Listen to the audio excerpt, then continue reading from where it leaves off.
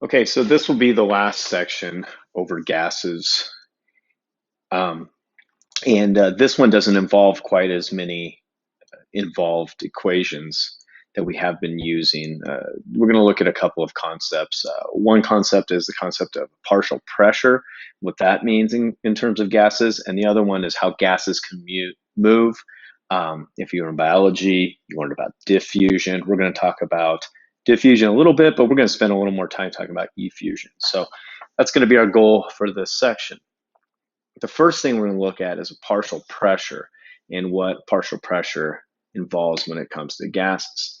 And partial pressure is defined as the contribution of the individual gas to kind of an overall pressure. Okay, so the easiest example I can give you is just how air pushes on you. So like air pressure or atmospheric pressure is the pressure of all these gas molecules that are running into you. And the concept is that each of those gas molecules, no matter what it is, whether it's nitrogen or oxygen or argon or helium or whatever, is running into you and contributing to this pressure. So a chemist by the name of Dalton said, and this is kind of like out of all the scientific laws, one of the more we could probably have figured this out law, and that is the total pressure of gases in a system is always going to be equal to the sum of the individual pressures. So what exactly does that mean? That means that if, let's say there was 100 kPa of atmospheric pressure pressing on you right now, that 100 kPa is made up of individual parts. Like, for example, maybe like 75 kPa of it is because of nitrogen, and maybe 20 kPa of it is because of oxygen. All these things will add up to the total pressure that you experience. Okay, so in equation form, Dalton's law is basically this: pressure total is always equal to pressure one plus pressure two plus pressure three, dot, dot, dot. So you have 5 gases, you got 5 pressures, you just add them all up, and that'll be at a given volume and temperature. So I'm gonna give you guys an example of this before I get into the cheat code, and I'll just go to my board here and see if this works. All right, so the idea here is, let's say we had, I don't know, each one of these guys, we had 2 containers, and we have a third container that is the exact same size. Now, let's just, for easy numbers, let's say each one of these containers is 1 liter. Let's say that each one of these containers is, they're all at 273 Kelvin, which is about room temperature. And the idea is that if I put enough gas to get like 2 ATM in there, and I put enough gas to get 1 ATM in that container, and I took these gases and I transferred them into this exact same size container at the exact same pressure, the total pressure in here would be 2 plus 1 or 3 ATM. Okay, so that's kind of the idea behind Dalton's law of partial pressures, is that if you have conditions, now if this volume's different, if that temperature changes, then it gets messed up. But in general, that's going to be kind of the idea behind that. So let's just go back to here. Now, when we use the ideal gas law, there's a couple of ways in which we can cheat this, and I'm going to show you guys how to do this. So what most students will do is they'll do this the hard way. I'm going to show you the cheat code when it comes to combining gases. So let's say we have a mixture of 3 gases. We have 1.45 moles of helium, we have 2.24 moles of argon, and we have 2.87 moles of krypton. Okay, so 1.45 moles of helium, we have 2.24 moles of argon, and we have 2.87 moles of krypton. Now, if we place all these gases into a 2.33 liter container at 25 degrees Celsius, what is the pressure in kPa? So I'll kind of show you how to dive into this and show you a cheat code. I'm going to show you the way that most people do this, and I'm going to show you an easier version of this. Okay, so what I mean cheat code here, okay, so let me just kind of explain how this will work.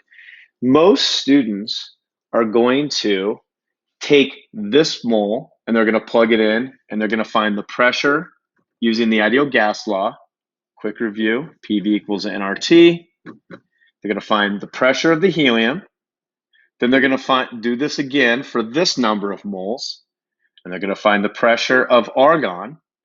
And they're going to do the same thing here to the moles of krypton. And they'll find the pressure of krypton. And if they want to know the total pressure, they'll just add all these up.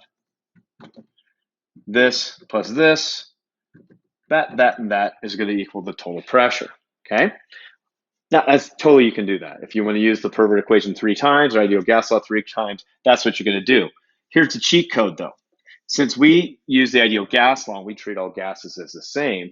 Here's something that you can do when you are given moles. This does not work when you're given mass. This does not work when you're given, especially mass, because each one of these has a different molar mass. When you're given moles, what you can do is you can add all of these moles up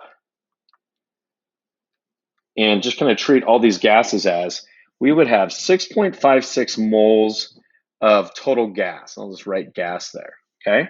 So this is our total number of N. What you can do is you can just plug these in to the ideal gas law.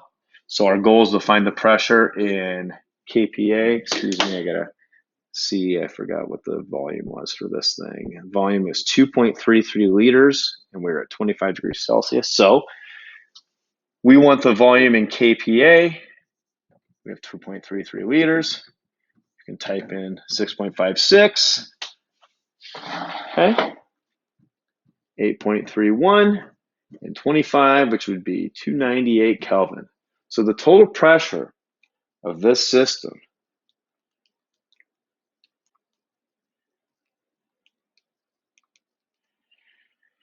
ooh, baby, is 6,970 kPa. Okay, so that's kind of the idea behind a little cheat code there that you can use if you don't want to use Dalton's law and you don't want to plug everything in and do the pressure 3 times and add it up.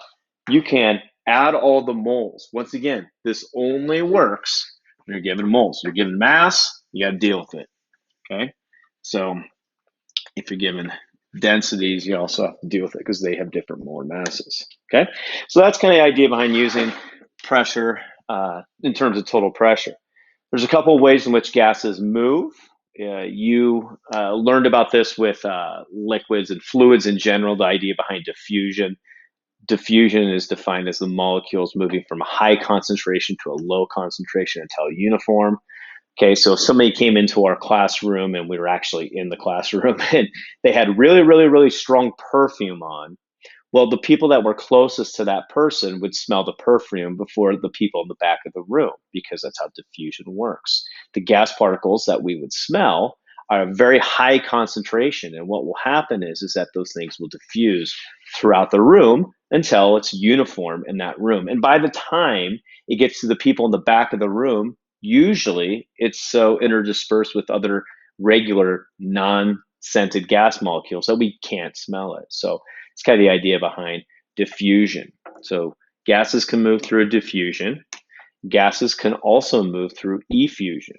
Effusion is how gases can kind of escape from their container. So if you ever went into your garage and you're going to grab a football or a basketball or anything that's inflated, or a bike tire is a good example, and you're wondering, why is this thing flat? It's crazy. I know this thing, it must have a hole in it. Well, that's not necessarily the case.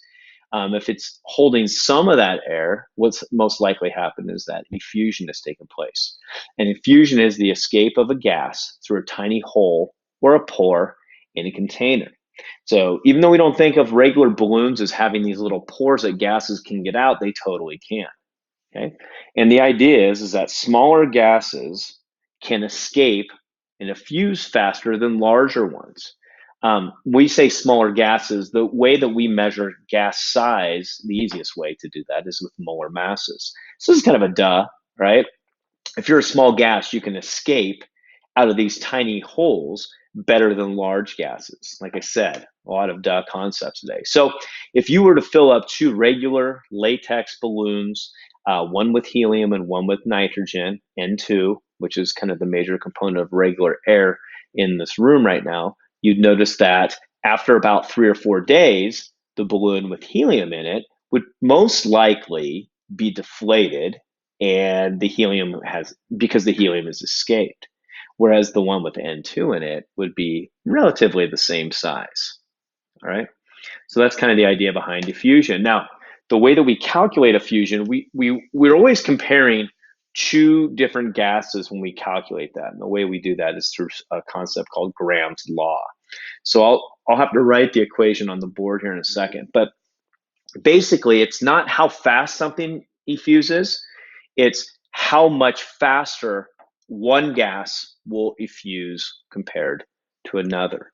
So the idea is that if you have a bigger capital M, and that stands for molar mass, the slower you will effuse.